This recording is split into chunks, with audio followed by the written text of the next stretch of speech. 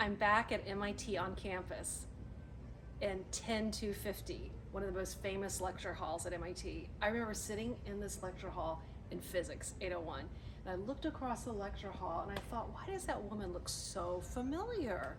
And I realized, oh, she was on the front cover of Time magazine because she was a Westinghouse Talent Search winner.